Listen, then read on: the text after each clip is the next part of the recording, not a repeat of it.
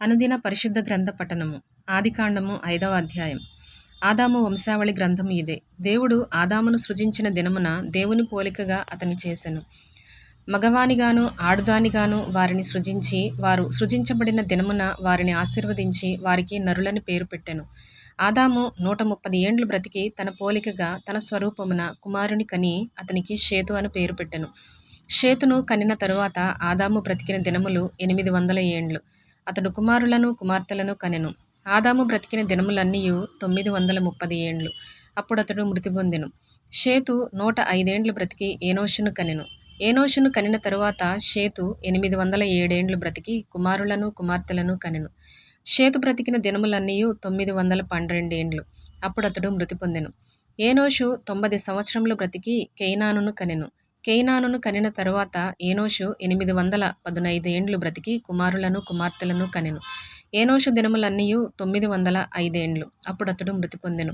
కేయినాను 70 ఏండ్లు బ్రతికి మహలలేలును కనెను. మహలలేలును కనిన తరువాత కేయినాను 840 ఏండ్లు బ్రతికి కుమారులను కుమార్తెలను కనెను.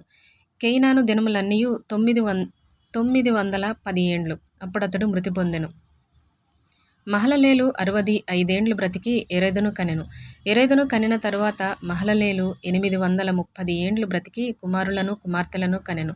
మహలలేలు దినములన్నీయు 895 ఏండ్లు. అప్పుడతడు మృతి పొందెను. ఎరెదు 162 ఏండ్లు బ్రతికి హనోకును కనెను. హనోకును కనిన తరువాత ఎరెదు 800 ఏండ్లు బ్రతికి కుమారులను కుమార్తెలను కనెను. ఎరెదు దినములన్నీయు 962 ఏండ్లు. అప్పుడతడు మృతి పొందెను. హనోకు 65 ఏండ్లు బ్రతికి మెతూషలను కనెను. హనోకు మెతూషలను కనిన తరువాత 300 ఏండ్లు దేవునితో నడుచుచు కుమారులను కుమార్తెలను కనెను. హనోకు దినములన్నీయు 365 ఏండ్లు. హనోకు దేవునితో నడిచిన తరువాత దేవుడు అతనిని తీసుకొని పోయెను గనుక అతడు లేకపోయెను. మెతూషల 187 ఏండ్లు బ్రతికి లెమెకును కనెను. మెతూషల లెమెకును కనిన తరువాత 782 ఏండ్లు బ్రతికి కుమారులను కుమార్తెలను కనెను. మెతూషల దినములన్నీయు 969 ఏండ్లు. అప్పుడతడు మృతి పొందెను.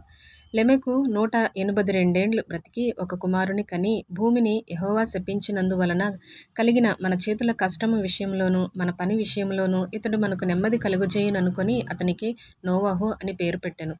లెమెకు నోవహును కనిన తరువాత 195 ఏండ్లు బ్రతికి కుమారులను కుమార్తెలను కనెను. లెమెకు దినములన్నీయు 777 ఏండ్లు. అప్పుడతడు మృతి పొందెను. నోవహు 500 ఏండ్లు గలవాడై షేమును హామును యాపేతును కనెను.